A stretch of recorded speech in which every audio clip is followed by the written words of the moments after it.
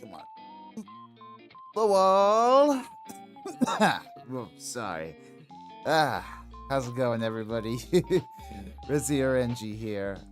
Y'all's favorite yarn spinning, music loving, orange anime virtual catboy superlative. Welcome to the stream, everybody. I hope you have had a fantastic week. I've been sort of taking it easy, but I've also, gotten a bit of stuff done. You might have seen a little treat dropped in your inbox this just an hour before stream today. I recently recorded a vocal cover of Poison's "Every Rose Has Its Thorn," and you can access that now on my channel, along with a little update on the script of the upcoming Glam Metal Deep Dive. TLDR, it's basically done, and if you want to see it now, it's on Patreon. But definitely, definitely go check out that cover if you haven't yet. I'm gonna dump everybody off after the stream on that cover, probably. So yeah, that's what I've been up to. Otherwise, I actually had a gig the other night with one of my bands, and it really kind of confirmed to me that I need to really somehow drill down and discipline myself with fucking practicing the drums again. It's been a really nasty habit to default on either getting shit done for Resi or like playing rhythm games instead of like putting in a few hours to freshen up my muscle memory. So I don't know. I need to get better at that. I love playing the drums. It's something that always sticks with me, that will always stick with me, about like one of my old drum teachers from college. She told me, like, never stop drumming, because if that happens, you're gonna fucking be miserable. You're gonna hate it. And there's kind of a bit of truth in that, honestly. I feel like some of the happier times in my life are when I'm more focused, when I'm more committed to just, I don't know, grooving and feeling like I'm in the groove, like I'm in the pocket and all that stuff. But ramblings aside, I think it's time we introduced our guest for tonight. This is another person that I found on Blue Sky. Like, as I said, Blue Sky is the hot new, as I keep saying, Blue Sky is the hot new place for everybody to sort of connect now that people are abandoning the other site. But this dude, he's pretty chill, he seems. I've seen him around, like I said, Blue Sky, with a very sort of simple avatar, very, in that PNG tuber vein of the cutesy, the doodle sort of avatar in a sense. And he's got that really cute appearance, but he's got a lot of talent behind it too. Apparently he's a classically trained tenor, which, kind of same, almost. Like, I mean, I haven't taken vocal lessons in ages, but I did at one point, and I did learn classical techniques, so I'm really looking forward to seeing what we bond over. So, would you all please welcome Speef? Hello. Thank you for having me. Welcome, Speef, to the stream. I'm glad to have you. So, usually, I like to open the floor up to my guests at the start of these streams, sort of let them, guide the conversation by asking, what sparked their passion for music? Hey, Woodsman Jack, what's going on, man? Yeah, so usually I like to ask, what sparked your passion for music? Because, it's one thing to sort of casually listen to music on the side, right? Have an interest, like sort of mood board your life with music and all that. It's another thing entirely to be like a little VTuber that does like classical recital streams and all that stuff. So like, how did that sort of develop in your life? Oh man, this is such a big question, but it's also one of my most favorite questions to answer. Okay, so I think as far back in my childhood I can remember, I remember like every time my mom tucked me into bed as a little kid. She had this little like CD player that she would always put music on, and I'd always go to sleep listening. Ah, to music. that's And nostalgic. yeah, it's a very fond memory, very fond childhood memory. But growing up in school, I always loved music class in elementary school, and in middle school, Mm. I joined choir and band. I played clarinet in sixth grade, and I sang my little heart out in sixth grade, but I kind of stopped with the band stuff because we got a new band teacher, and kind of the vibe was not compatible. I'll say I that. see. It's unfortunate. Yeah, but I do have a respect for instrumentalists. I have an immense Mm. respect for them.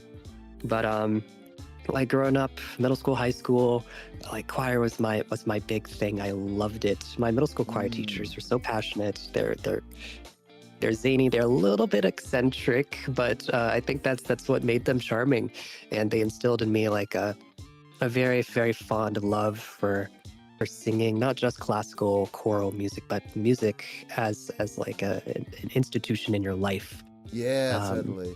as a philosophy. Yeah. So that's kind of where it really started to blossom, so to speak. Mm. And in high school, um, choir was kind of like my niche. If things were like a Disney Channel original movie, I was the choir kid. Um, Hey, I kind of became choir same. I president mean, and everything. I was choir and theater, so I Heck relate. yeah. Yeah, yeah, yeah. My chat picks on me. They like to call me a theater kid as well, but I was never in theater. But I did always like audition for like the school wide musicals and stuff every year. It was a Oh, good okay. Were, time. were you ever in an Hmm. ensemble at all? Ensemble and all kinds of things. Yeah. Well, there you go. You have some Hmm. theater experience at least. Yeah. Yeah. Yeah. Those are very fond memories. The musicals. Mm, And just all through absolutely. high school was a lot of like state choir auditions and Oh yeah. fun music and stuff. And like my high school directors were amazing. Um, they had a very very deeply held respect for instilling not just music, choir music, but they made it intentional to try to uh, make it a variety of music that we were exposed to in the Right. choir program. Just letting the kids develop an open ear, I guess. Hmm. Yeah, that's a lot of that is, really relatable to my own upbringing. You mentioned going to sleep to music as a kid. My dad, he Hmm. used to play for me like this old, I think it was like a Dave Brubeck greatest hits compilation or something for me, Ooh. like before I went to bed every night, and that was super, influential to my, I guess, my tastes in jazz early on. I mean, I wasn't really a jazz kid or whatever growing up. I didn't really develop a thing for jazz, honestly, until college. But I guess that was really foundational, I guess. I really did enjoy the sort of chill, I guess, piano music of, of Dave Brubeck in a sense. Heck yeah. Yeah, that rocks. Yeah, and in middle school, high school, what was it? I wasn't a choir kid at first either. I actually started off doing like orchestra, but then eventually, I basically never practiced, so I eventually dropped it like around middle school. And because I think I was at that point I was trying to get in or stay in like a music honor society. I had to still be in like some sort of music credit or whatever, and so I pivoted towards choir, and Hmm. that was a lot of fun for me too. But I don't know. Eventually, I sort of moved over some more towards playing drums. Ah, Yeah, I so you're a drummer. yeah, I mean, I've been drumming this point like 15 years at this point, and like I still sing, now and then. I actually like recently put up a vocal cover just today. Oh, But nice. but yeah, no, I'm more of a rhythmic guy, if anything, than like focused on melody or harmony or anything. I have like music theory knowledge somewhere in the back of my head. I took like 3 semesters of it in cat college, but I don't know. I feel like I've always connected more with the like the rhythmic like that and like the hand-eye coordination. I feel like it's far easier for me with drums than any other sort of instrument. Yeah, mad respect for that, for sure. Yeah, yeah. What instrument did you say you play in the band again? In sixth grade, I was made to play the clarinet. I Oh, wanted yeah. to play the flute, but they told me, and this is now like a debunked thing now, that I've recently learned, but they told me my lips weren't the right shape to play flute, Ah. and I was like, oh, what the heck? But apparently that's not even a thing. That's not a thing. They just wanted more clarinet players. Ah. Wow. What a conspiracy. Yeah, yeah. uh Speaking of that though, if you did have the opportunity to learn an instrument, like if you had the free time, what instrument would you want to play? Ooh, that's such a good question.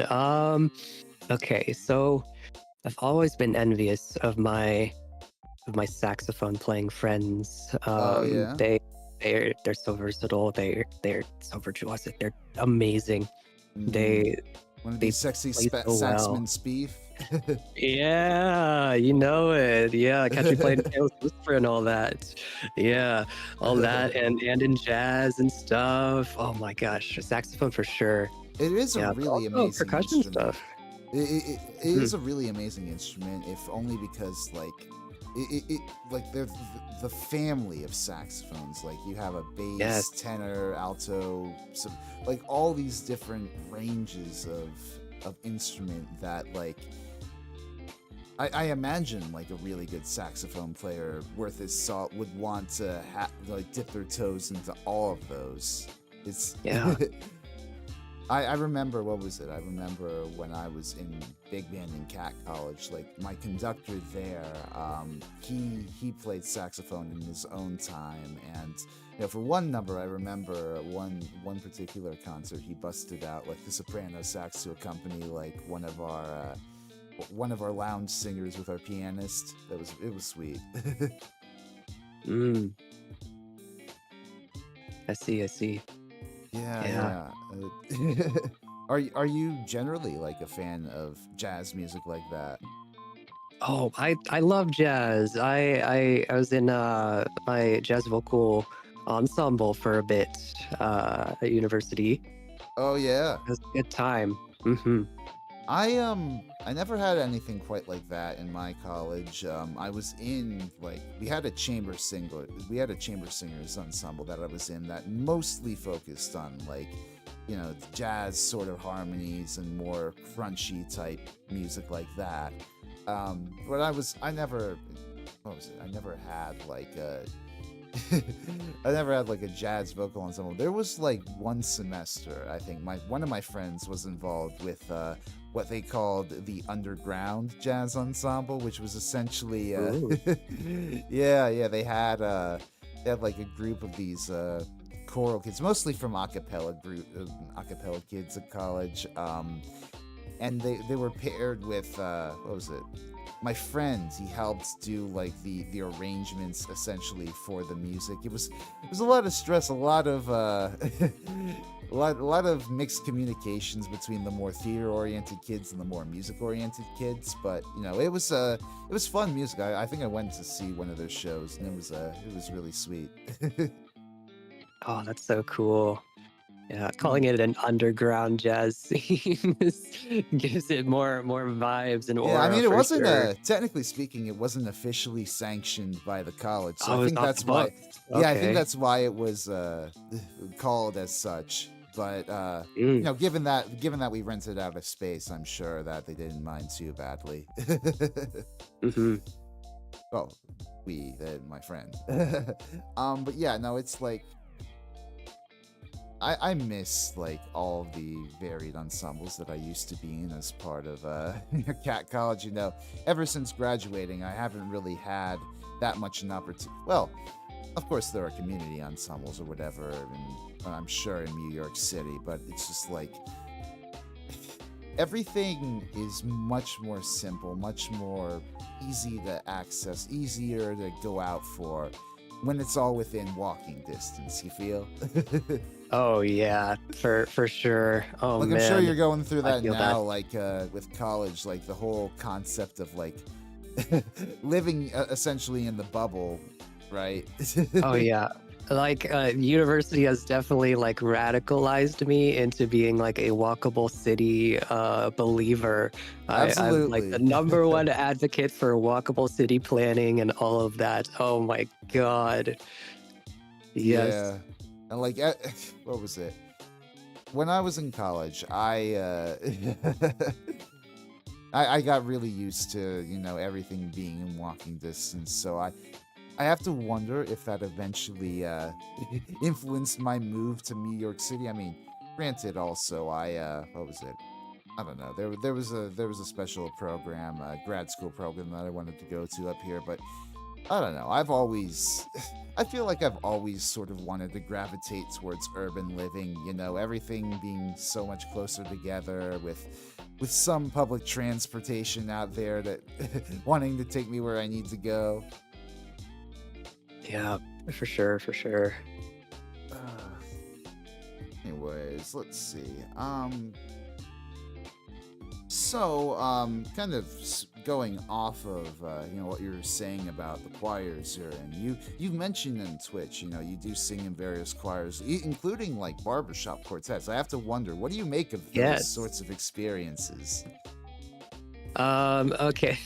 So I was in a barbershop quartet for a bit. I've been in the barbershop music scene for a bit. It's more of a recent development. Yeah. I got into it right when I started university, actually, because I discovered there was actually like a barbershop chorus, which is like a barbershop quartet, but like with more people on each voice Oh, part, and it's neat. cool and it's awesome. And I was like, oh my God, wait, this is so cool. And I rolled up and I joined up, and it was like my first experience of like a community music ensemble as well. And I was like, oh, this is awesome. Oh, neat. Everyone here is here because they love to sing and they're great. Um, I do and wonder, like, what the. Sorry to interrupt. no, no, go for it. I do wonder what the difference is with barbershop quartet music as opposed to other sorts of choral music. Is it strictly because like it's so tightly wound together, all the parts are like moving in lockstep on those words, or like. Oh, yeah. So that's a really good question. So what makes barbershop music distinct from other vocal styles, genres is what you mentioned just now is the chord changing word by word. That there's a very big respect paid to the lyrics first and foremost, Yeah. and the way charts are arranged. They always take it from the center of the melody first, and then like a harmony below, and then a harmony above, and then a harmony that is put in there to make it barbershoppy, Oh, I barbershop see. chord like. Yeah, Um, yeah. Give it that sort of but it's jazz often very twist. crunchy. Hmm. Yeah, yeah. That's neat. I'm not that familiar myself with barbershop music. I mean, the biggest thing that sticks out in my mind, I don't know how familiar you are with SpongeBob, but the one episode where what is it? I think it's like When Worlds Collide or whatever, where Patrick and SpongeBob are in the past, and like SpongeBob discovers fire, and it's like the parody of like 2001: A Space Odyssey, and you see like an image of these barbershop quartet dudes coming up on stage and be like, oh, Oh my God, I'm gonna have to look into that. Wait, that it's sounds funny. awesome. When you were in those ensembles, did you guys have to wear those like funny hats and vests and all that too? Like, did you have to look Uh, the part? that's a very common kind of like stereotypical portrayal of old timey barbershop quartets. No, we didn't have to wear the pinstripe suits and like the boater hats, but we did have like a uniform. It was pretty clean. Um, but there are some barbershop quartets who do play into that image of the Oh, I'm older sure. uh, Yeah, olden times quartets when they compete. And it's always a treat. absolutely. It's a classic. It's banger fashion. It's iconic. Hmm. Um, uh, oh, you also mentioned, like, I think on your profile, you mentioned you do side gigs, or like, are you involved in like any bands or like helping people record music or anything on the sides like that? Oh, okay. So gig work in terms of just singing stuff. Sometimes it's flash mobs or they Oh, need someone to sub in for an ensemble that they have for another type of gig, I see. that kind of thing.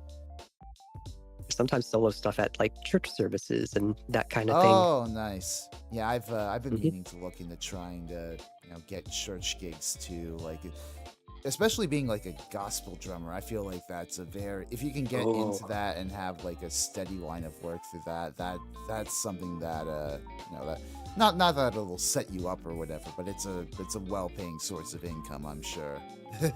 hmm. And like, say, um I had a thought, but it just completely left my man. And You're good. I feel that. I feel that. I guess is that kind of similar to the work you try to do as a voice actor? I mean, you say you're a voice actor. Have you also Ah, done your yes. own sort of like side comms work? Yeah, yeah. It is very much kind of similar in terms of like finding, scrounging around for work and opportunities Yeah, with yeah. voice acting. Uh, yeah, it's let me see.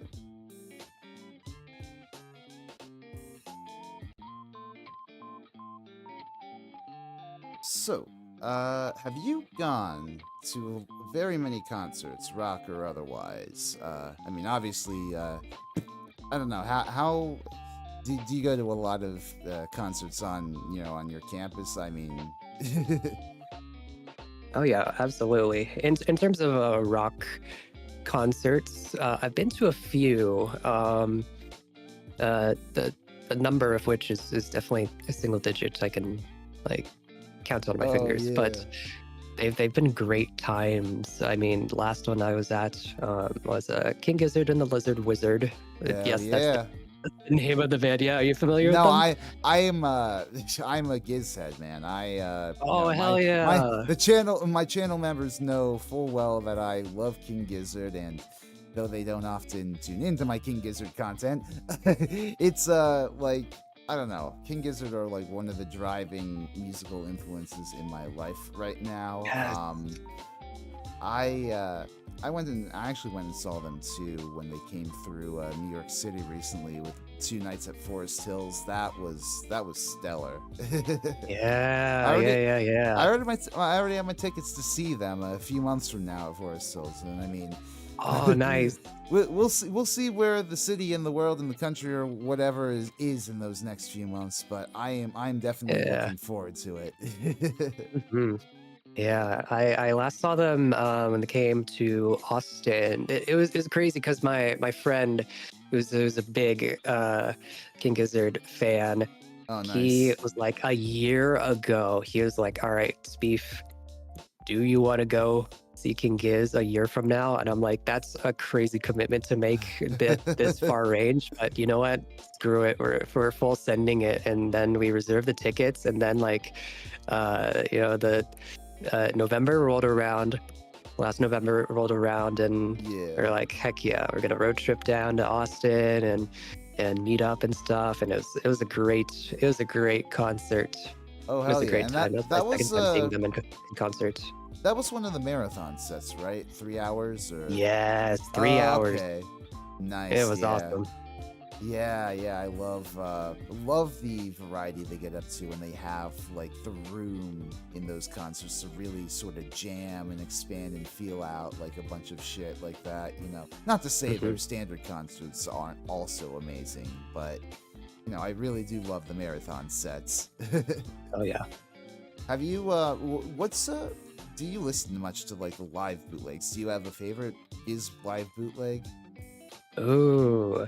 So I've heard of these bootlegs. My friends have shown them to me. I'm not too tuned in with that part of the Oh culture. yeah. No, That is such a cool concept to me.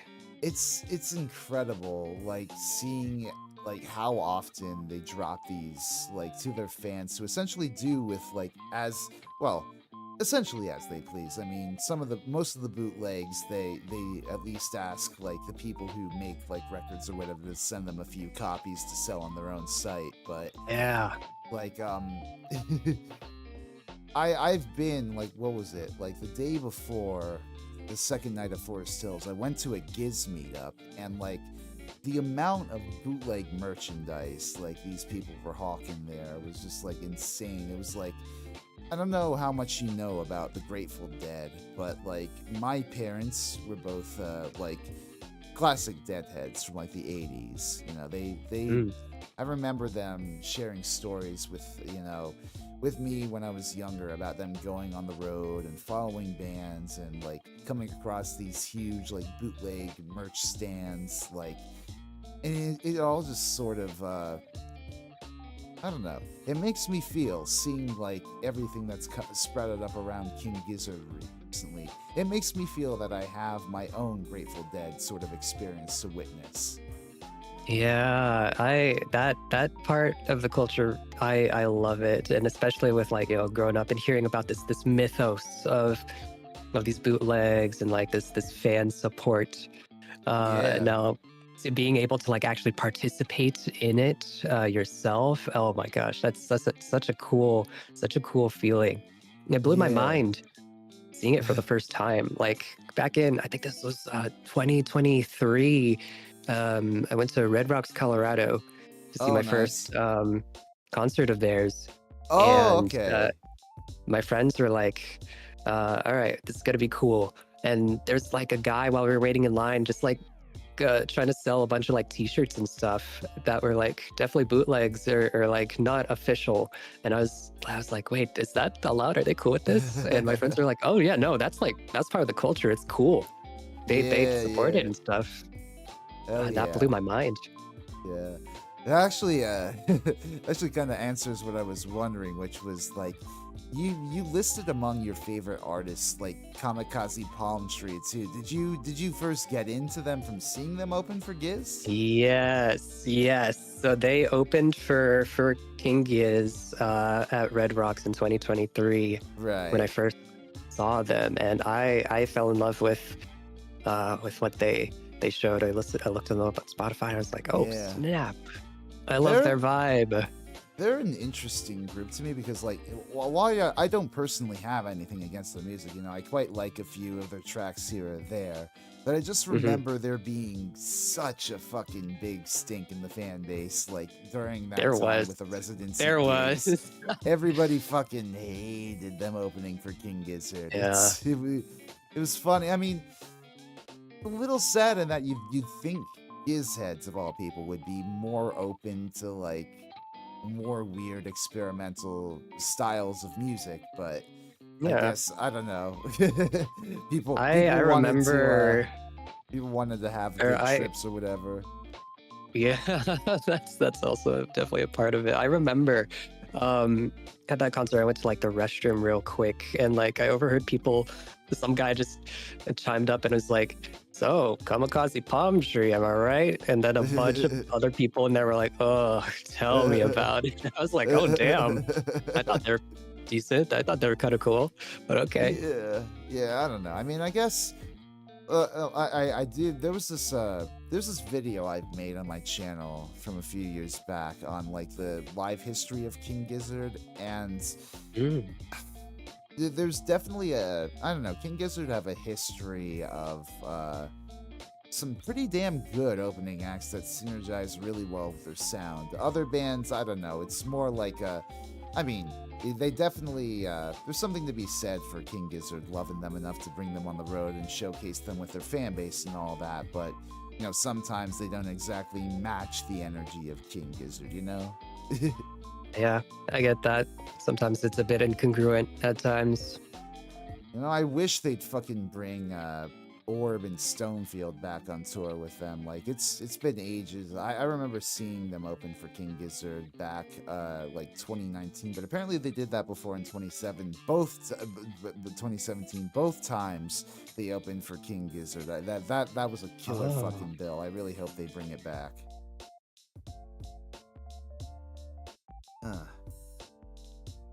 That said, I'm curious. What sort of Giz like sound do you like the most? What's your favorite Giz album? Do you have like a favorite?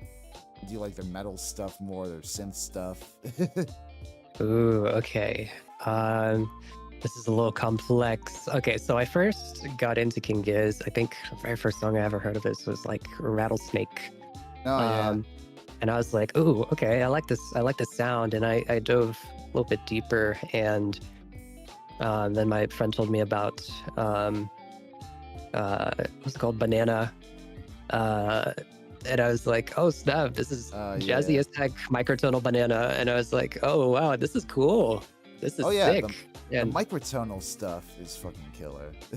Yeah, I love just like the artistry about it. That's something I definitely appreciate, and it sounds good. It sounds killer. In general, I kind of just like their more I don't know how to describe the soundscape, just like more classic stuff, but also more vibey stuff like Shanghai. I really gravitate towards that. Oh yeah, no, definitely for sure.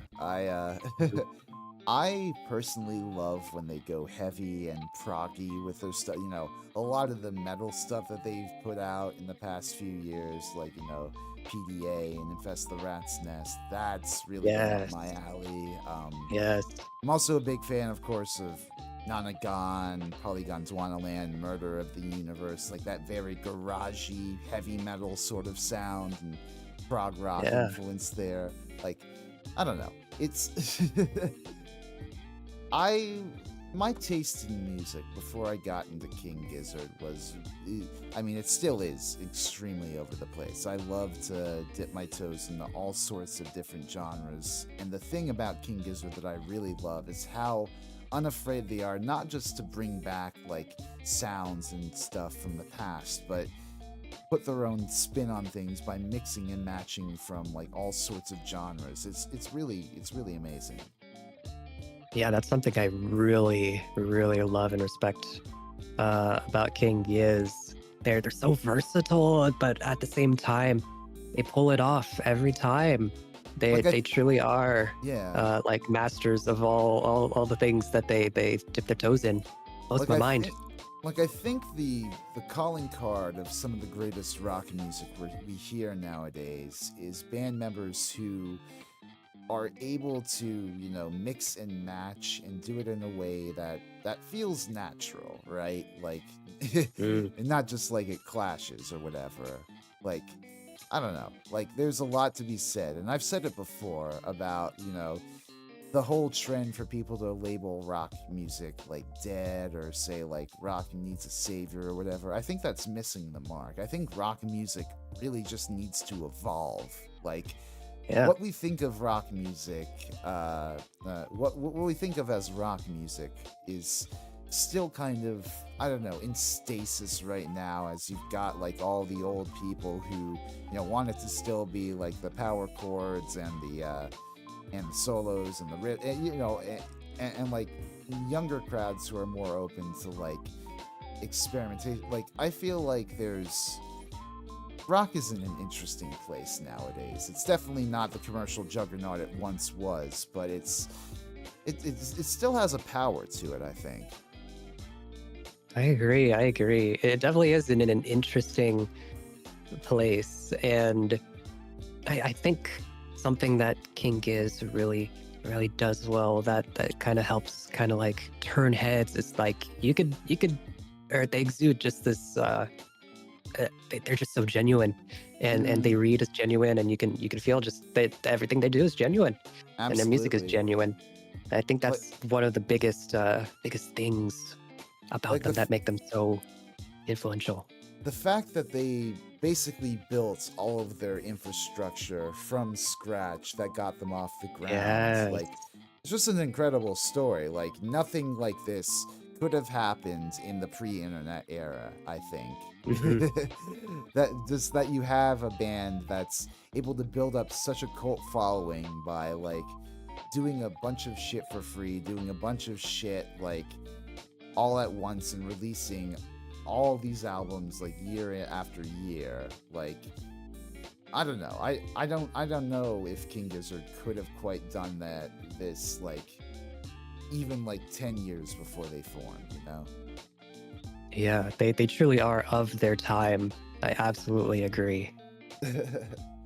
um do you have any fun concert memories, either at the King Gizzard shows or other than that? Oh, oh man. Okay, so at a King Giz show, oh man. Okay, so at Red Rocks, we stayed there for 2 days to see both shows back to back. Right, The first right. show was awesome. It was killer. It was great. And the second show, me and my friends, we went in there, claimed our seats and stuff, and we saw the first show that day, and then we re-entered for the night show that day, and um, the like clouds started to roll in, and Oh then suddenly yeah. management at Red Rocks was like, all right, everyone needs to evacuate, go back to your cars and leave, or like hunker down in like their little music museum. And so me Oh and my friends right. did that for a little bit, but then we saw people were like, ah, screw it, we're just gonna like just weather the rain. And then we were like, you know what, screw that, yeah, we're just gonna go out there. We got our raincoats on, and we got much better seats than we originally started with, which which kind of helps, which is awesome. um but they started playing through the rain, and it was Oh yeah. insane. The Oh my god, it was such an amazing experience. Definitely Oh, I'm something I sure. still remember vividly. Like I could see the lightning in the distance, because like the seats are kind of like at an angle, so you can see the city far off in the distance, and the cloud everywhere, and like the red rocks in the venue. You're just Yeah. in suspended in nature, and oh my god, it was such a great concert. That sounds Immaculate incredible. vibes. Yeah, it's King Gizzard has really interesting storm luck because sometimes they'll go out and of course play outdoor venues, no incidents, whatsoever. But other times they'll just get slammed date to date with all this inclement weather. I remember like what was it? Troutdale from the most recent tour when they stopped off at Oregon. They just got completely dumped on with the opening dripping tap. And Oh, I don't know. I kind of wish I was in that crowd, kind of not, because I really don't like, getting drenched in like, regular clothes or whatever. If I'm in like a bathing suit or whatever, that's fine, but I don't like being, head to toe drenched. But at the yeah. same time, if you're in a pit with a bunch of other like moshing giz heads just like getting all soaked together, like I feel like there is some sort of communal joy there to to really Yeah. experience. There's a certain communal energy in those situations. Yeah. I mean, I feel like I guess that was kind of similar for what you were going through at Red Rocks, and also I guess like also on that tour, that residency tour, I know like Chicago was getting dumped on. That actually affected like the bootleg that they recorded for that concert, because if you listen to, I think one of the tracks is like a combination of Gila Monster and Converge, and if you listen to where those two tracks are separated, like you can distinctly hear where the weather accidentally knocked out the recording device. Oh wow. Okay. Yeah, yeah, it's There's a whole thing. Let's see.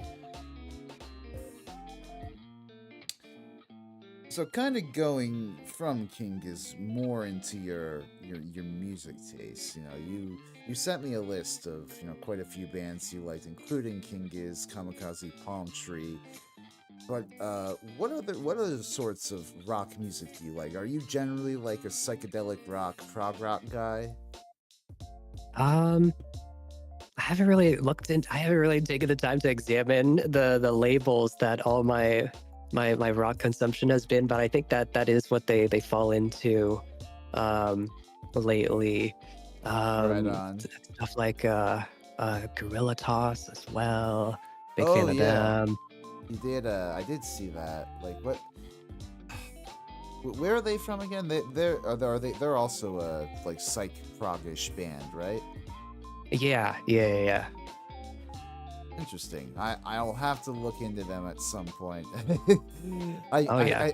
I feel like I say this so much with a bunch of artists that I'm exposed to by my guests, but I'm a busy bee and I'm always hard at work researching for other Oh projects and no. listening to I other feel music. that. So I'm constantly saying that too whenever people recommend me music. I feel yeah, that. yeah. It's Yeah. hard, but it's cool that you're into that. I feel like you would really dig like you would really enjoy digging deep into like the Australian psychedelic rock scene, like even beyond King Gizzard. Like I don't know if you Mm. listen too much to Tame Impala or Pond or like psychedelic porn crumpets, but like all of those bands are phenomenal on the level of King Gizzard. I feel like at least psychedelic porn crumpets, they go just as hard with the rock as King Gizzard. Like Pond and Tame Impala they have a lot more of like a psychedelic pop, like baroque popish influence to them, but it's absolutely still stellar music. I'll definitely check out all of that. I've heard a little bit of Tame Impala here and there, but psychedelic porn crumpets, what a name! I'm definitely I've taken notes for sure, for Oh, sure. they're great. I think they're also a Melbourne band like King Gizzard, or if not, I think they're also from, I don't know. There's a bunch of bands. There's like a distinct psychedelic rock scene in Melbourne, of course, that King Gizzard sort of became the ringleaders of back in the 2010s. But also there's fucking, what was it? Like Tame Impala, Pond, all those bands. I think Psychedelic Porn Crumpets too. They're from Perth, which is on the exact ass end opposite of Australia. Mm, Which Perth is a hmm. really interesting city. Like it's basically like the only big metropolitan area for fucking miles. And Oh, it's basically that coastal city and then surrounded by outback. I'd love to go there someday, if only to say that I've been there. for sure. Yeah. um. So you also mentioned your love of classical music. What are some of the most I guess what are some of your favorite classical artists?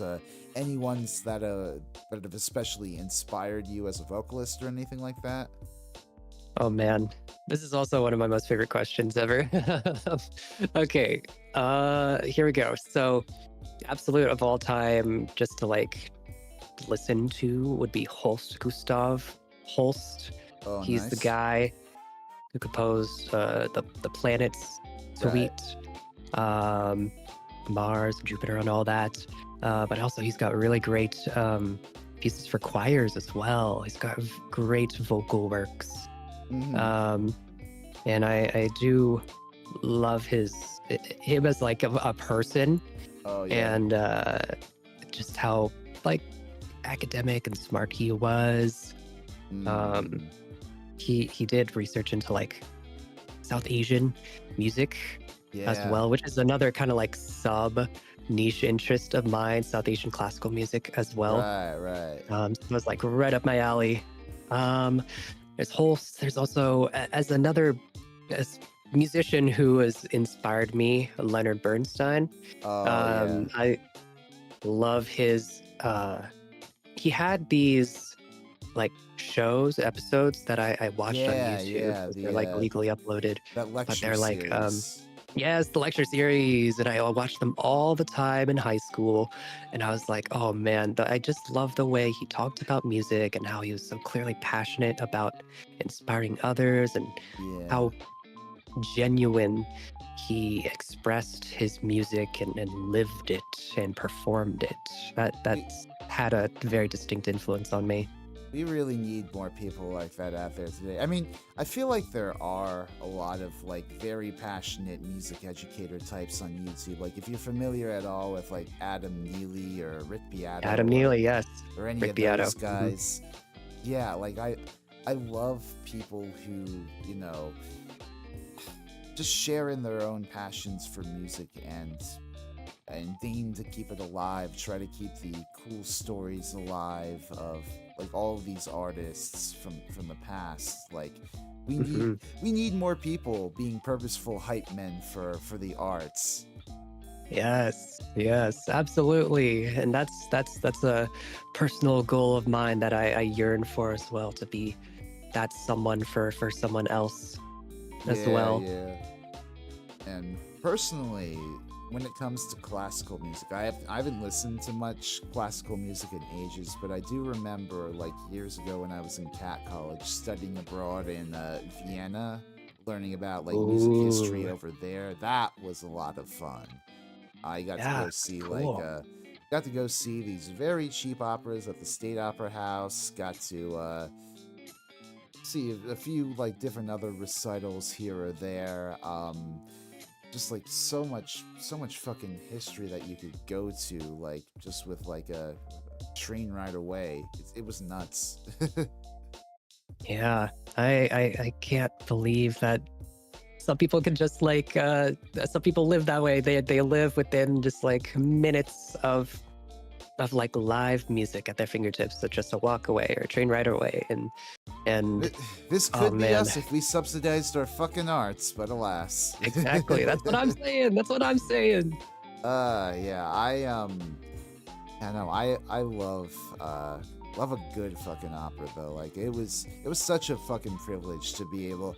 I think it was called like essentially standing room tickets. I forget the German phrasing of it, but for like essentially €5, you could chip in and buy this Oh ticket wow. to yeah, to where you'd be standing the entire time. Yes, but you would have like a spot that you could like hold on to if you brought like a scarf and tied around a rail or whatever.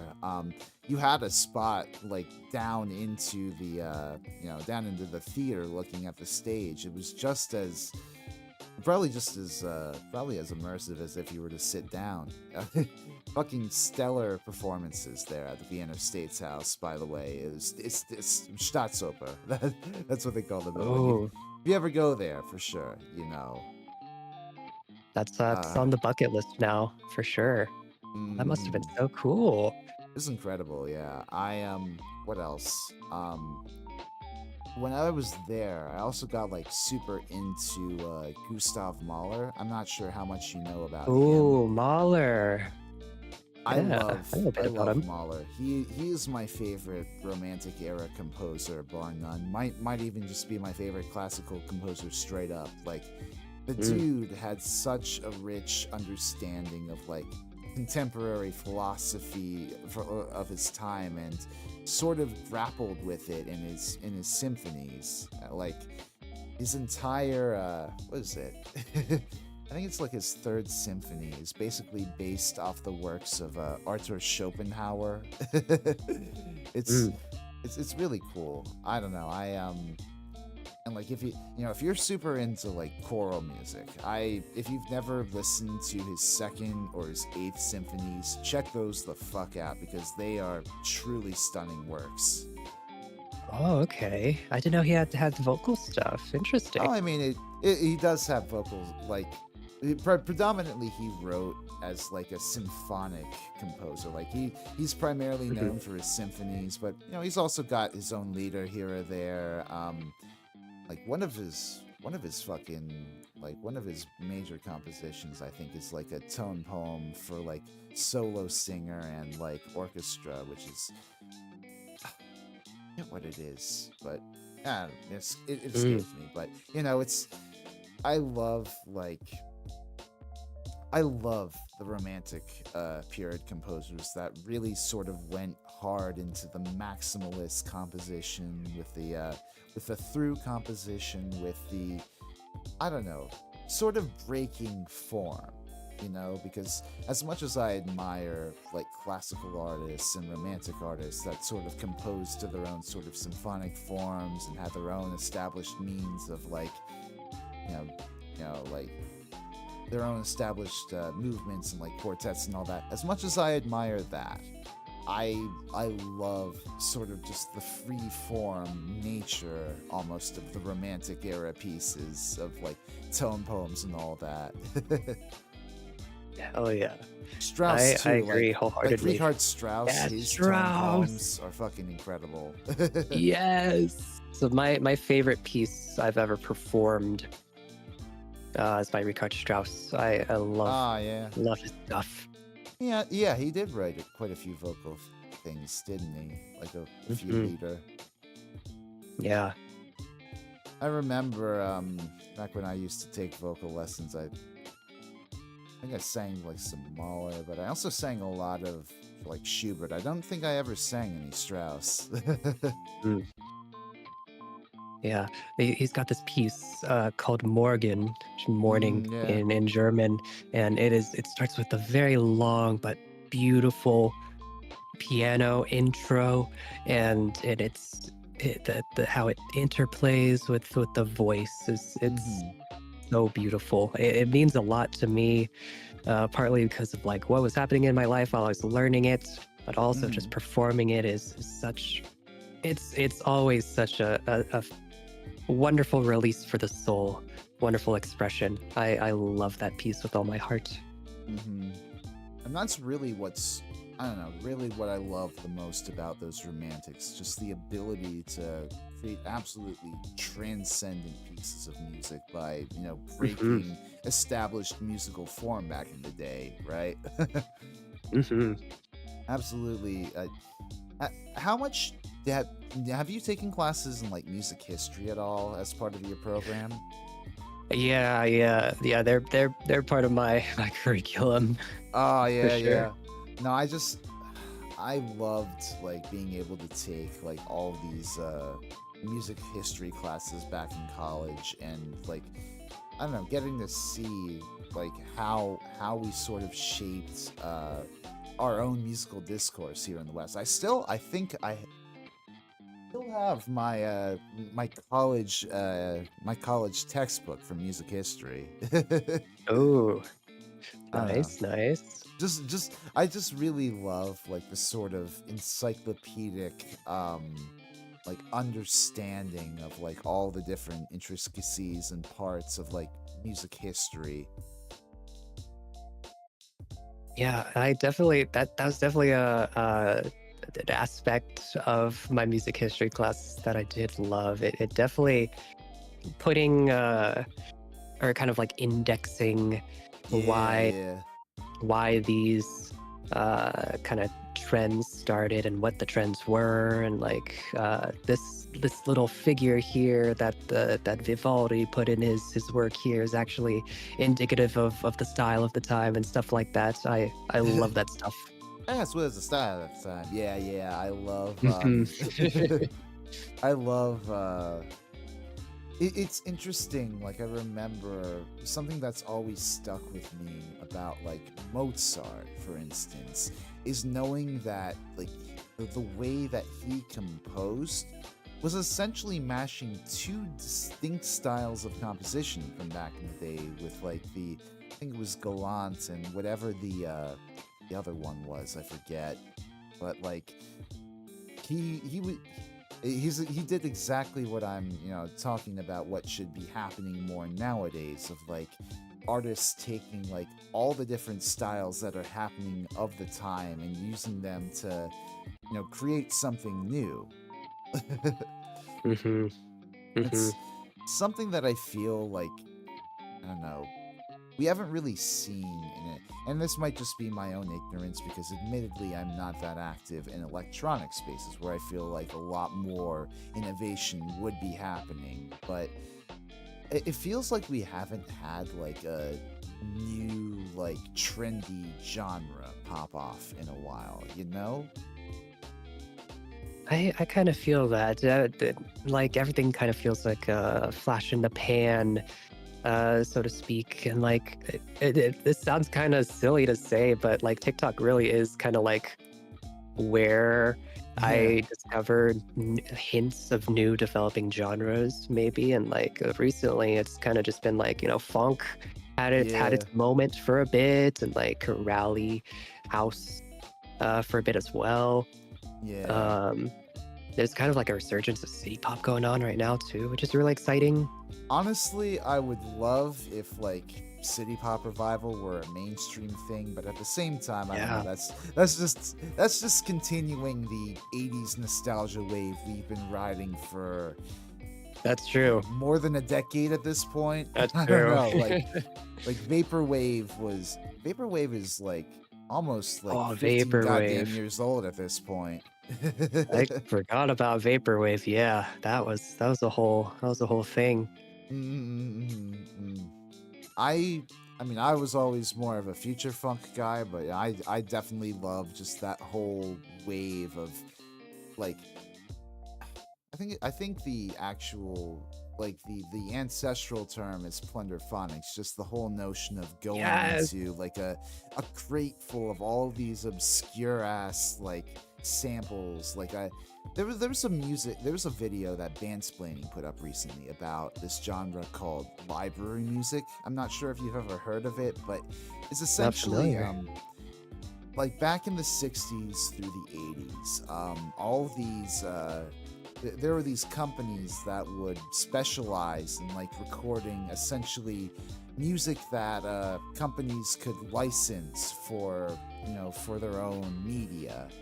And so there are all these like different soundtracks just containing all this assorted music composed by studio musicians, composed by veteran instrumentalists. Like I think there's one guy I Oh, think called Brian Bennett from the I think he was in the Shadows, I think was his group, but he made a lot of this very vibey instrumental stuff. Like if you ever need like a super vibey album to like zone out to, look up Brian Bennett's Voyage, I think the album's called.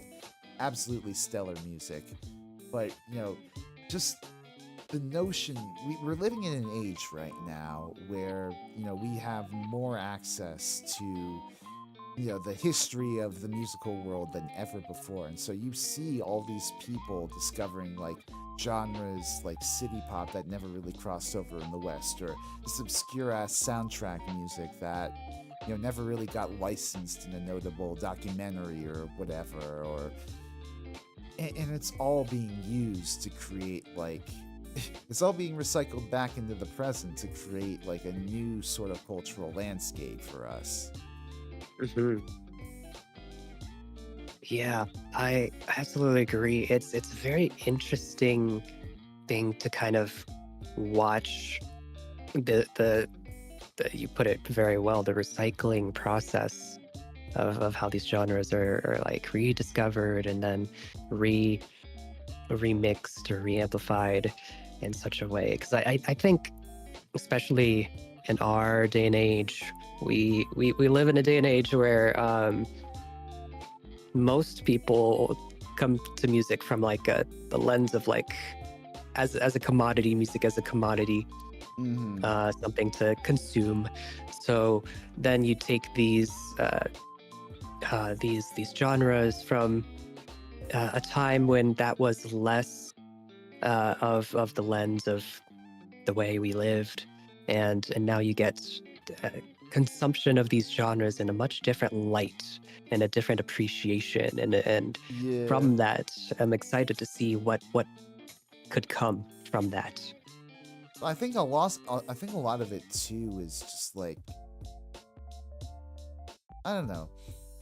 what you say about us living in this consumeristic society, I agree with, but at the same time, like, there was absolutely a lot of consumerism behind the city pop genre, behind a lot of the Oh yeah. stuff that we tend to sample in vaporwave.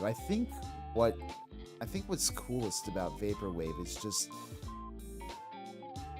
it's a reflection on consumerism of the past, and I don't know if it's wholesale just nostalgia as much as it is like an autopsy in our current times, and like as more and more corporations try to drag us back into like hyper consumerism. Like, Mm. I don't know, does that make sense? Oh yeah, yeah. It definitely is like a mirror to the soul of current society, in seeing like what we desire from this look back into the past, because it's not Yeah, yeah, truly a reflection of the past, but what we pick and choose from it that gives us the absolutely. most comfort. Yeah, Mhm, yeah, I agree. mhm. Let's see. So I noticed that you recently did, or a few weeks ago at least, you did a recital stream to celebrate your Oh, reaching 200 followers on Twitch. How was that? yes. That was a lot of fun. There's a little bit of audio scuff troubles, but we diagnosed that live on stream. But that's besides the point. But it was a Oh lot of yeah. fun. It was my second time streaming, uh, like myself singing on the internet ever. The first time was Oh to yeah. celebrate 100 followers on Twitch, Yeah, yeah. and it was something that like was really really special to me, Hmm. um because I, as much as uh or hold on, as things are right now, um sharing classical music and like having people reciprocate and like accept it in a wholesome way, um Absolutely. it's such a really great feeling, and I I'm really sure. love sharing that with with my little corner of the internet. It Hmm. was a lot of fun. It started with like a little bit of classical music, some songs that I have been learning and stuff, and also like a bunch of requests, which was Oh new yeah. for the second recital, which was I was a little bit nervous about. There's some silly songs in there, like someone wanted me to sing Scatman. Yeah, that yeah, was yeah. that was silly, but it was a good time.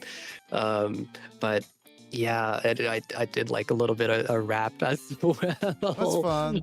from Persona 3. It was a good time. It was awesome. Hell yeah. Oh, by the way, Dude. welcome, Celsius. A lot of sampling from older anime and the cutting edge of EDM genres. Oh, yeah, a lot of anime stuff gets sampled. Oh yes. uh, Mhm. that's really cool. I have to wonder, like, kind of, do you approach like a recital stream in the same way you would if it were just like a normal karaoke? Like, because obviously I feel like there's a bit more technique that goes into like the proper delivery of like a piece of classical music compared to like a pop song that you casually sing at karaoke, right? Yeah, and that's something I kind of had to like tussle a little with when I first was planning those kinds of streams, because I wanted to do something that resembled like your classical music concert or recital, Right, but right. how would I adapt that to like a Twitch stream? And with that, I kind of came to the conclusion that like it's the people here, I want to share this little corner of classical music that most people may not be aware of, um, in my own special way. Hmm. So um, uh, instead of like trying to worry about like kind of like the poise and the general uh environment of like respect and just purely classical music as like something to be absorbed. Right, I right. wanted to facilitate something that could be like, you know, enjoyed and like that the chatters can react to, and like I guess I kind of just really So you try to adapted make it it more of a into the concert. karaoke style. Yeah, it was more of like a concert. Um, and that's kind of just how things panned out. That's cool. Because I had my set list, and I like, went through them.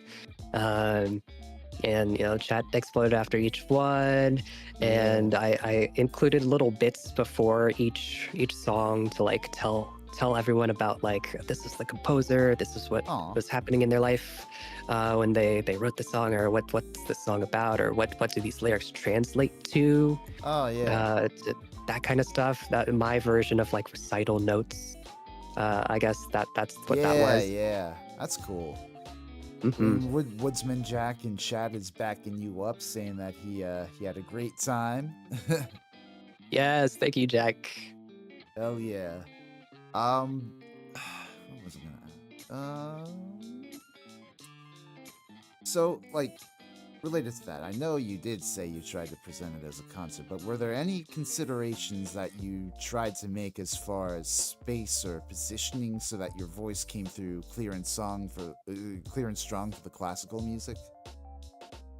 Oh, that's a really good question. So I did a little bit, like testing audio wise with like, how would my mic and OBS and all of this stuff react to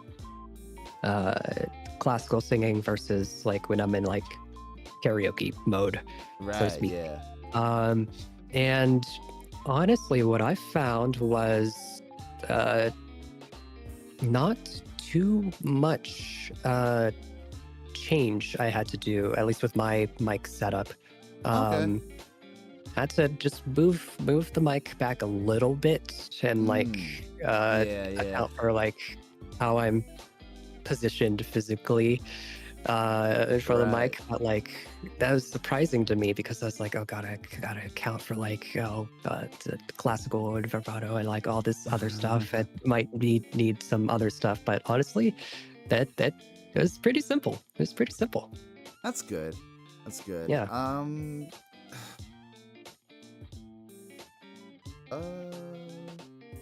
Uh, would you, with the success that you've had with both karaoke streams, would you do it again? Would you do it more frequently? Would you ever consider collabing with somebody to sort of do a duet recital?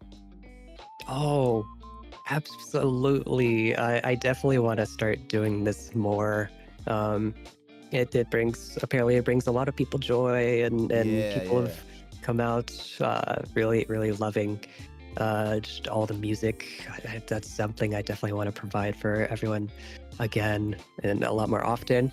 As for collabing and like a duet karaoke streams, that's such a cool idea. I definitely want Yeah. to execute that sometime down the road for Mm-hmm. sure. Something that I'm just so amazed at, when I'm casually looking at like Blue Sky or whatever, the VTuber communities, how many like VTubers are, classically trained in some regards, like not just you Hmm. being like the classical tenor, but like, a bunch of other vocalists, a bunch of other musicians. Like there's a fucking VTuber symphony orchestra, and I Yeah, that blows my mind every time I think about it. Just like all these VTubers from around the world getting together and pooling their talents to create like symphonic music. Like I'm hmm sure like if you looked hard enough, you could find like some sort of group out there that, specializes in that sort of collab. for sure, for sure. Yeah, I've definitely seen the VTuber Symphony Orchestra stuff floating around. They do great work. They really do. They're Mm-hmm. super cool. Um, yeah, it's been really surprising to see just how many classically trained musicians there are in the space, and that's Mm-hmm. kind of been really comforting to Yeah. see. Um, Big Uh, name VTubers too, like fucking Iron Mouse, her whole yeah, classically trained voice. Holy yeah. shit, she's got pipes. hmm Yeah, it's really affirming, especially with like the whole stigma is like classical music is dying and it's like super niche now and it's super small. But It's not no, it's dying, really it's just affirming to being see a bunch of cloistered. yeah, exactly. That's a better word for it. I absolutely agree. Yeah, it's really affirming to see like yeah, there are a lot of classical musicians running around here in the VTuber Yeah. space. It just needs to get the fuck out of the concert hall and into like a place where, more people can see it. Yes, that's exactly my oh my gosh, you hit it on the head right there. I absolutely agree. That's kind of like why I wanted to do these recital streams. It's like Mhm. find a different avenue, a different exposure surface for more people to witness classical music. Especially with how you were doing it too, with like mixing in classical with a bunch of other different genres, that could provide the hmm opportunity for you to like essentially have conversations between like songs from back then and like more modern stuff. Like I think that'd be really interesting. Like if you Yeah. were to sort of I guess song cycle it, like put a bunch of songs together that are very themed, Yeah. themed around this particular topic. That is such a cool idea. I'm writing that down. I'm totally writing that down. Yeah, that's something I definitely want to explore a lot more with each one I put on. Gotcha. hmm What was I gonna say? I think I might go to the bathroom real quick. I will Yeah. be right back, but let me just put up the toilets. And yeah.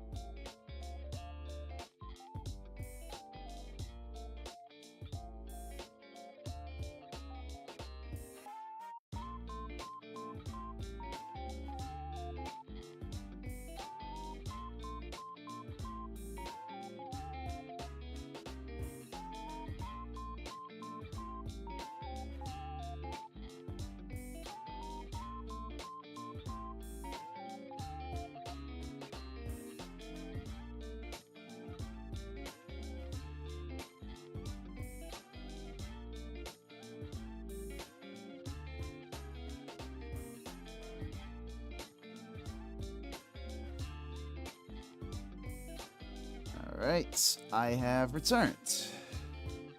Hello, hello. Right, so I guess kind of going off of what we were talking about with your recitals, we can dive a bit more into your own career as a VTuber. So, what hmm inspired you to, get into VTubing? Um. Oh boy. Honestly, I was looking for a hobby, to be honest. So I've always been kind of like a lurker on the internet. I've never Yeah, yeah, really put stuff out or like uh, really put anything of myself out on the internet yeah, before, and yeah. I've seen like oh man, everyone has so much fun doing this kind of thing, and so I think like last August 1st, 2024, I was like, okay, this will be when I first really be publicly on the internet as Speef. And it's been a lot of fun since then. Specifically, becoming a VTuber uh, was more informed of like um, both like a personal desire for a bit of privacy, also Yeah, like yeah. going into the education sector. I don't want kids being like, oh, my music teacher's a streamer because I saw a Speef face cam streamer. Gosh, yeah, yeah. Go look at his clips. Oh Yeah. yeah. I yeah, that rings kind of true to my own experience. You know, I'd never made I'd never made any content really before becoming a VTuber. Like maybe I did like some faceless like video edits or whatever back in the day, but otherwise, I don't know, like this is my first real attempt at content creation, this whole VTuber thing, you know, and I Mhm. thought I wanted to be a variety streamer, but then I realized, no, fuck that.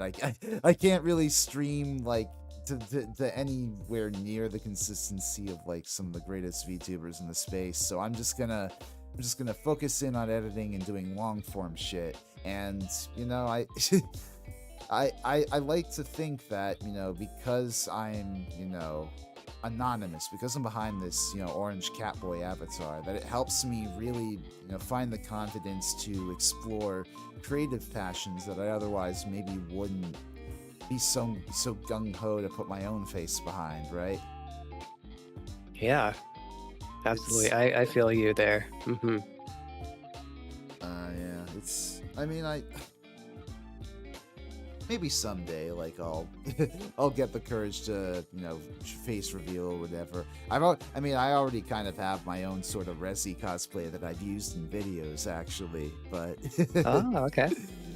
yeah, but otherwise, I don't know. I feel like, you know, the VTuber community, it really does give you a good space to really be yourself and explore your own creative talents without, you know, without anybody wanting to dig further and judge you for it.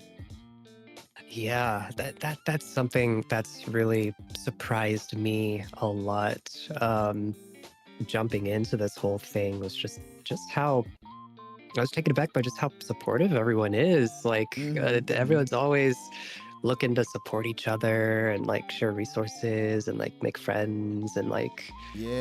that's something that really resonates with my personal mission of what I want to do on the internet. I want to be be genuine in what I put out there and Yeah. attract people who are looking for that kind of genuineness on the internet. And it's been Absolutely. very affirming just to see how much camaraderie there is in the space. Hmm. Yeah.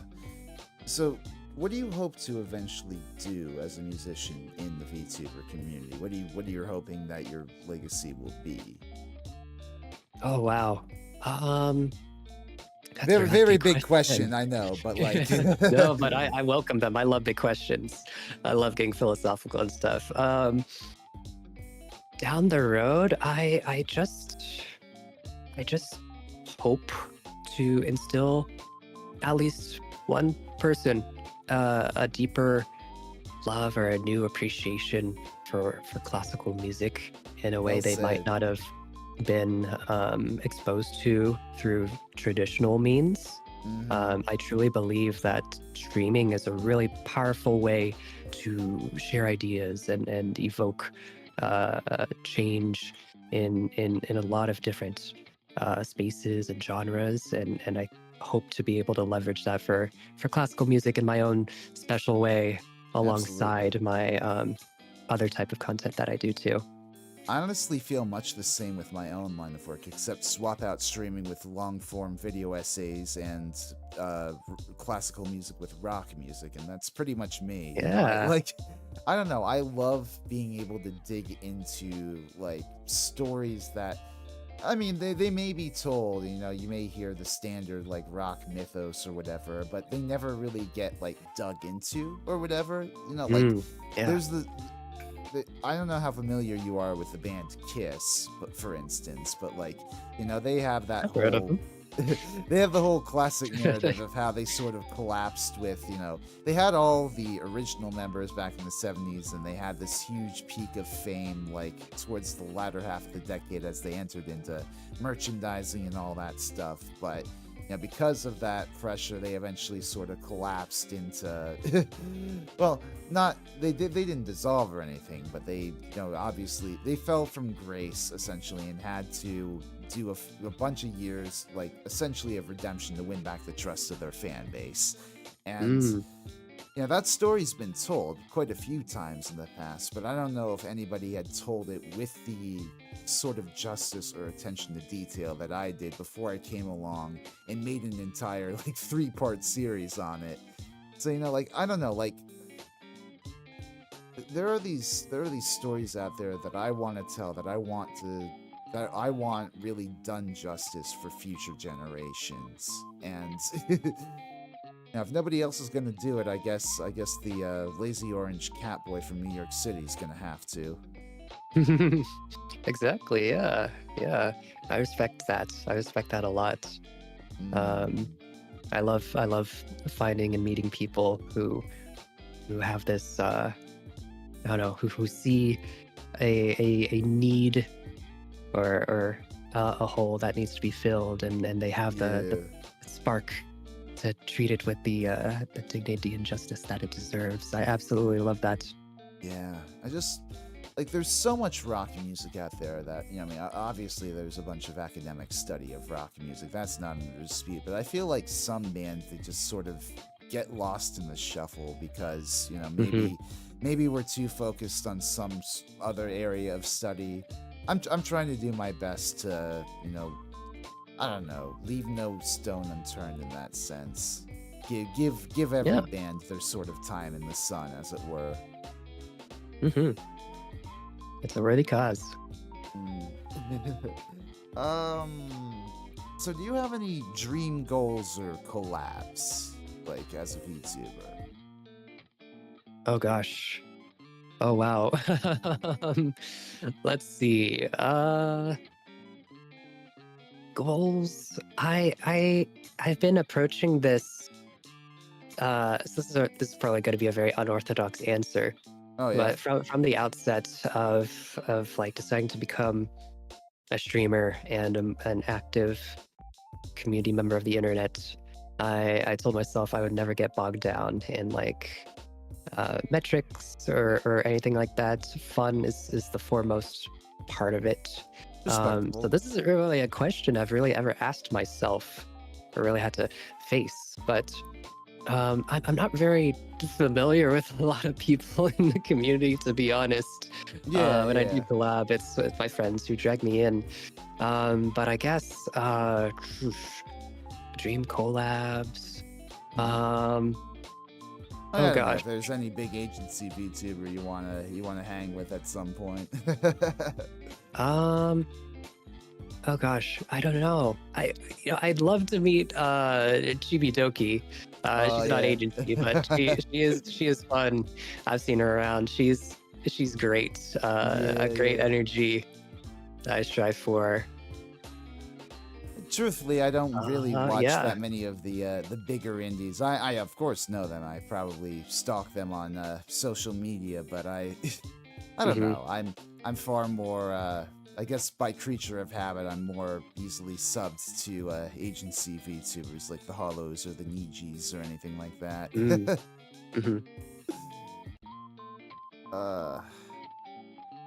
So let's see.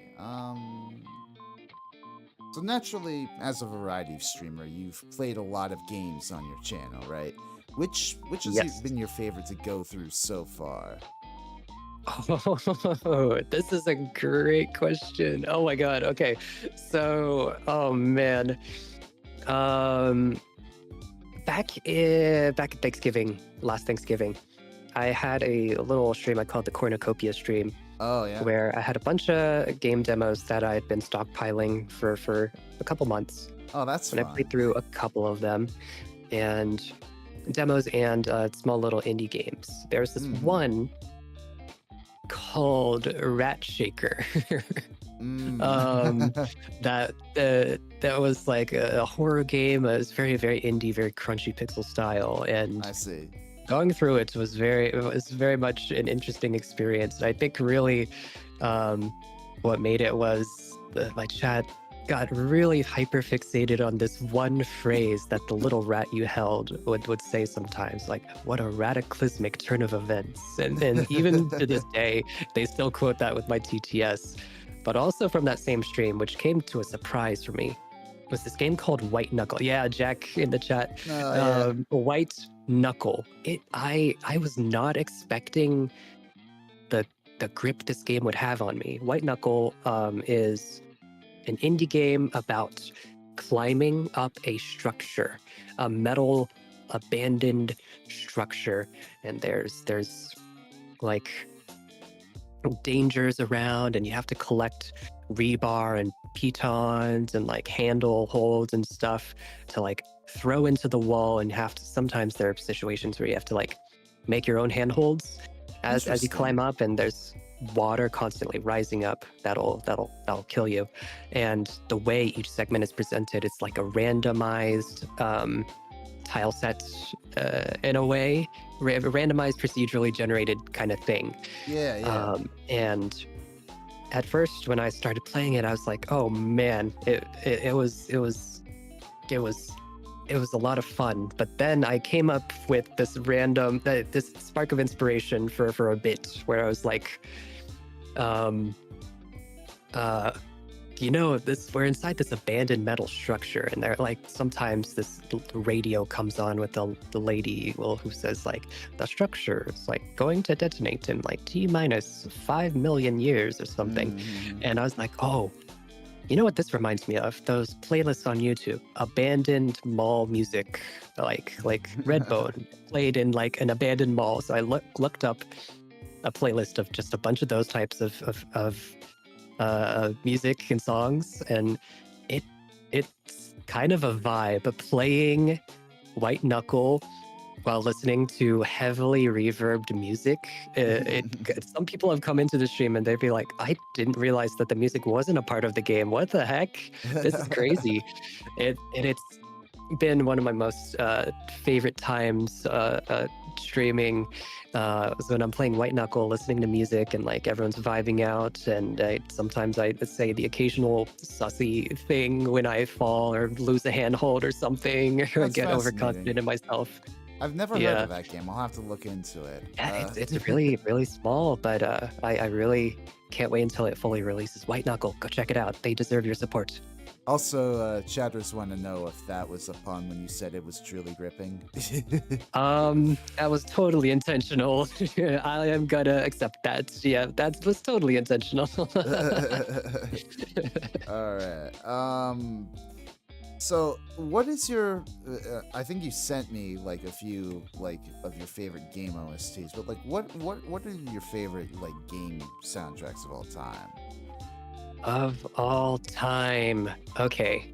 In recent streams, I do this segment called the dailies, where I play a bunch of browser games that like reset each day. One of them is called a VG Bandle, video game bandle, where they play layer by layer part of the song. It starts with like just the percussion, and then if you don't get that, like the bass. Every time there's been a Pokemon, specifically red, blue, I've gotten it from the first layer they've given me. The Pokemon red, blue, fire red, also anything Gen 3, Gen 1, a little bit of Gen 2. Those I hold dearly in my heart. Gen 5, though, is my favorite Pokemon gen. Amazing music. Fucking love Gen 5 soundtrack, man. Yeah. Yes. I used to go to Village Bridge in Gen 5, and like I just turned the volume up on my DS and like talk to each of the little NPCs that would layer in like beatboxing, grass whistle, and like the vocals and stuff, and just like vibe out the Village Bridge. Yeah. Pokemon. Ace Attorney series, all of the games. I love their music. I grew up on Ace Attorney. I love the Ace Attorney music. One of my most Mm-hmm. favorite like game series ever of all time. Mm-hmm. Um, there's also a recent favorite that's become like a game of the year pick for me for last year, Metaphor Refantasio. Oh yeah, I've heard great Um, things. yeah, insanely amazing music.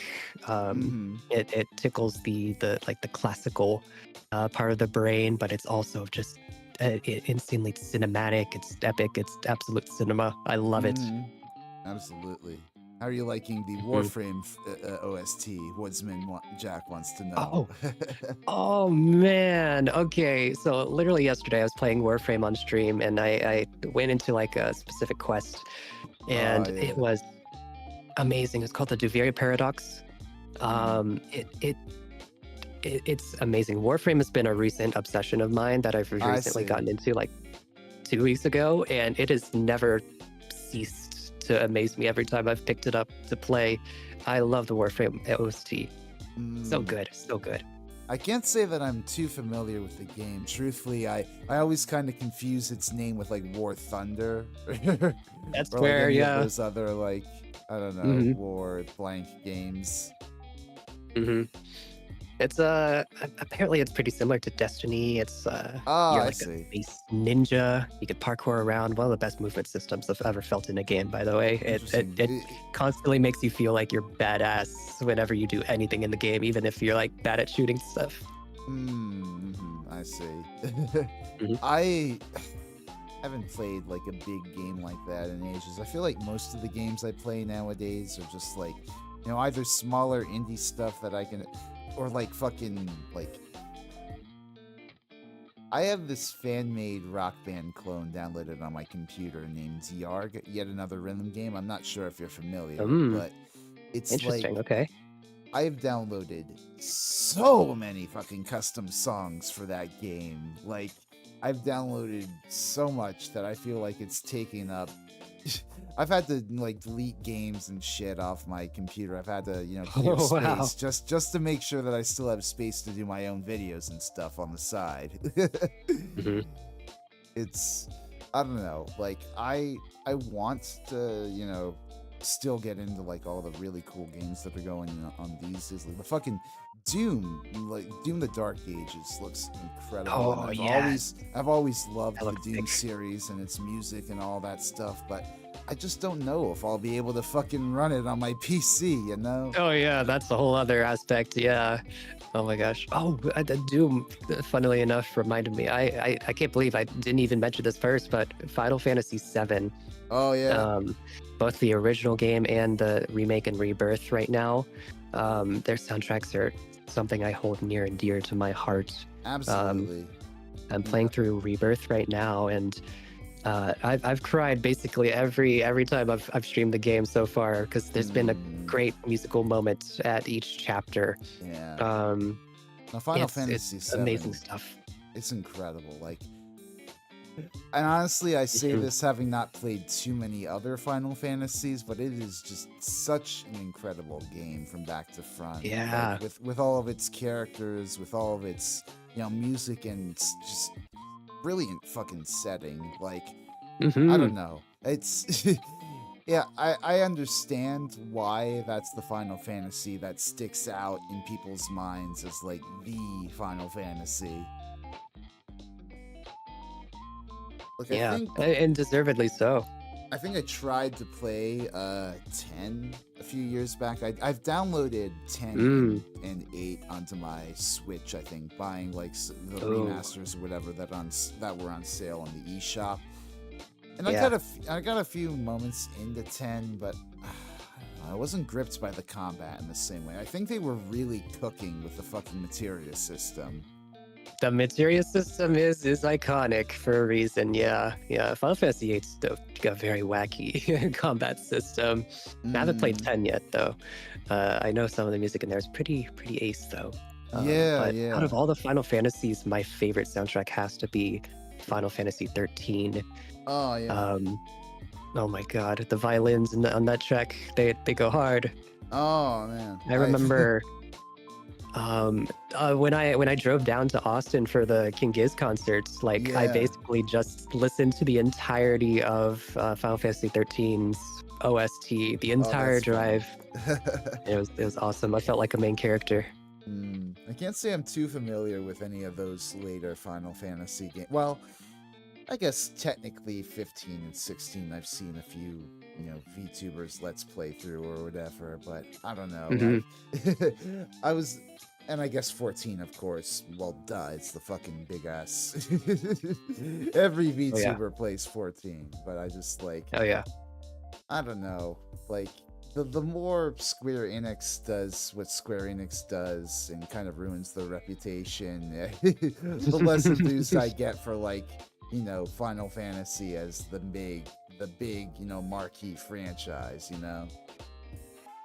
Yeah, well, Final Fantasy 16, the latest one, seems pretty decent. Yeah, I yeah. haven't played through all of it yet, but it does look amazing. I haven't listened to much of the music, but I don't know, I was hyped for it to come out, and what they've done so far with Rebirth, Yeah. I'm a big fan of. I'm a big fan of. I'm holding out for more I- magic from them. I just really hope they fucking stick the landing with the third game whenever that's coming out.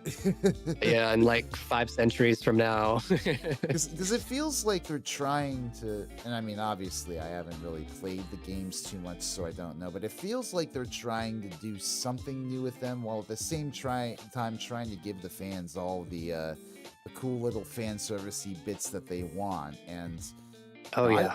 I don't know how they're gonna stick that landing in the end, but I we'll see. Yeah, I'm looking forward to seeing what they did. It was very contentious what they did with the story. A lot of like fans that were like, "Oh man, they should have just stuck to the original story. Why are they doing their own take?" But I think I like what they're doing Yeah. with it as like a kind of like a meta commentary on what even a remake of a game should be or could be.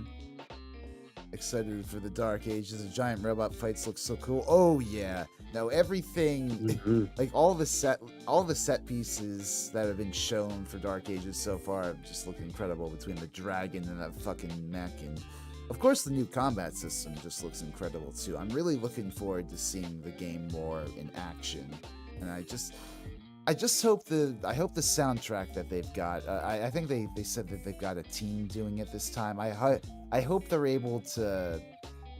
I hope they're treated better for one than Mick Gordon was, but also I hope they're able to. I hope they're able to deliver on memorable themes and whatnot, like Mick Gordon was able to. Mhm. Yeah. Okay, so Oh, that also brings to mind. Hold on, just Oh, sorry. The realm of Doom has kind of like sparked a bit of memory for me. Warhammer Darktide as well. I have Oh, to yeah? mention, Warhammer Darktide has a killer soundtrack. Like the use of organs and like dark, Oh, yeah. grungy.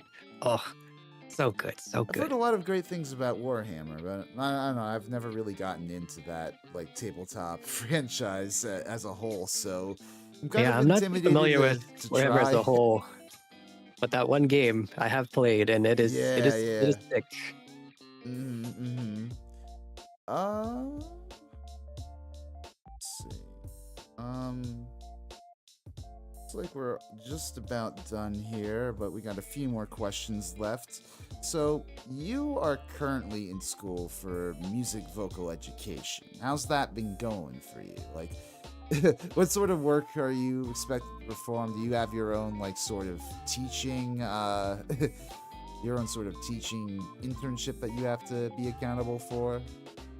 Yeah, so with the degree plan, you're kind of taking classes on what it means to be a teacher, how to be a music teacher, Right. philosophies of education. We also have to be in a bunch of ensembles at the same time, and on top of that, balance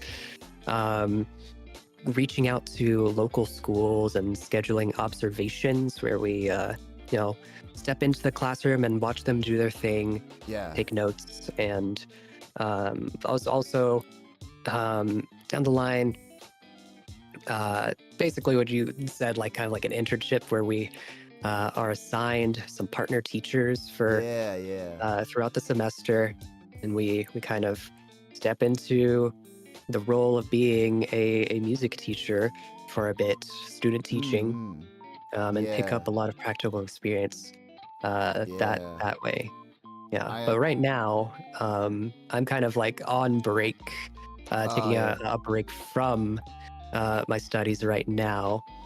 Um, but Okay. most of the normal day in the life of uh, a music ed major would be uh, wake up, uh, warm up, practice, Mm-hmm. go to music theory class, music history class, ensemble one, ensemble two, possibly ensemble three, um, teacher class one, teacher class two, emails, so many emails, Yeah, yeah. a lot of stuff. I, Um, I and have a then lot like of clubs and yeah. stuff too. I have a lot of respect for student teachers who are able to just who are able to shape their lives around like all the rigor that that program entails. Like I used to have a roommate in Cat College who, had his own sort of student teaching internship or whatever gig during his Mhm. program, and he used to have to go to bed like super, early or at least, early compared to when Oh I would go yeah. to bed or whatever, to get up super Oh early yeah. in the morning to go to his own school or whatever that he was assigned to, and just like, bro, I appreciate your commitment, man. Oh You yeah. truly believe children are the future. Yes. Yeah. Absolutely. Absolutely. Oh man. Just you saying that. I remember I've had a couple rougher nights where I've been like studying in like a practice room or doing practice room stuff, and it's like getting late. But I'm like, oh god. I've spent there have been times where I've spent nights in the practice rooms before and woken up and I've been like, all right, now let's head home and start our day for real. Yeah. It, it's rough out there. I've That's I've for a worthy never cause. I can't say I've ever fallen asleep in a practice room, but I am familiar with the feeling of getting stuck in one. Oh yeah. Oh gosh. I'm trying to flunk out a fucking music theory exercise that I don't know the Oh first thing yeah. about how to voice lead. Hmm. Uh, let's see. So do you hope, ultimately with your education, do you hope one day to become a like vocal coach yourself, like either at like a college or just like in your own independent practice? Um. Yeah. It hopefully lands somewhere music adjacent in the industry, where I can provide education of some sort, and whether that looks like me in a public school as a choir teacher, or as a private vocal lesson teacher. Um, Hmm. just anything that allows me to educate, because that's really the core of it. Just Yeah, yeah, having the opportunity to share not just knowledge of music, but like a passion, yeah. some way to enhance my fellow human beings' humanity Absolutely. with a love for music. Yeah. Welcome, Hmm. Rhubarb. Good to see you. So essentially, what you're saying then, Steve, you want to essentially try and leave the impact on kids that your own music teachers left on you. Yeah, that really is what it is. Just passing the torch forward, really. I can dig that, and I definitely understand that. When it comes to drumming, I do consider every now and then, at least to help pay the bills, to hold drum lessons. But I've never myself had like that innate urge to be the teacher and like pass on. I'm more so happy if my influence is is more implicit than explicit. Hmm. Yeah, and that's valid too. That really is valid too. Like so many of us are inspired by the musicians we hear and listen to all the time. Yeah, absolutely, absolutely. Ugh. let's see. So final question. I usually like to leave off these interviews with, especially in recent times. Yeah, we've been seeing a lot of chaos in the world, and I just want to know, what sort of music do you tend to turn to in times of stress like now? Oh, this is a very excellent question.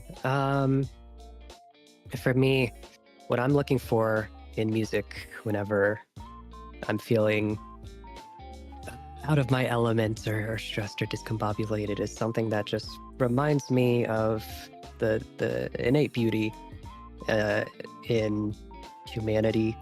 It Mm. really isn't genre specific. Sometimes I turn to something that I loved in my past for nostalgia value. Sometimes I turn to Final Fantasy VII just to Mm. feel that comfort and the joy and the lessons that Aerith would want us to Yeah. know. Yeah. Sometimes I turn to jazz and revel in the the jubilance that is like collaborative music making within an ensemble. Oh, Sometimes I hell just yeah. turn to classical music just for sheer beauty. Uh, Mm-hmm. it's a lot of different things. It could be. Um, what really matters the most to me whenever I turn to music for comfort is just it's so easy to forget that we're all human beings and that we can forget the humanity innate in all of us. And music is, I think, one of the most important and most direct, really, ways to remind yourself of that and to touch into that again. That's a really beautiful answer. I appreciate that. uh, Thank you. yeah. Speef, thank you so much for coming on the Music Talk Show today. It's been a pleasure talking with you. Oh, this has been wonderful. Thank you for having me. Of course, of course. Where can people best find you? Do you use YouTube much, or are you more a Twitch guy? Twitch or YouTube is a work in progress. You'll find me more actively right now on twitch.tv/SpeefVA. Okay. Twitch.tv/SpeefVA. Mm-hmm. I'm gonna drop your link in the chat. So yeah, if any of you are interested in Speef, he seems like a really cool talent. If you like classical music or anything like that, go check him out. Mm-hmm. But otherwise, yeah, thank you all so much for tuning in today to yet another Music Talk stream. I think I'm gonna leave you guys off, redirect to my recent cover, just in case y'all haven't seen that and want to give that a few more views and learn about the future of the second glam metal deep dive and all that. So yeah, I'm gonna save that there. Otherwise, yeah, I don't know. I don't really have any more news to report at the moment. I'm going to go and stuff myself full of dinner. But thank you all once again for tuning in. You guys have been too kind. I always love getting to interact with fans in chat as well as my guests on the stream. It's always a pleasure talking music, and I cannot wait for the next stream. So until next time, I've been Rezi Orenji, and I will see y'all next time. Bye-bye.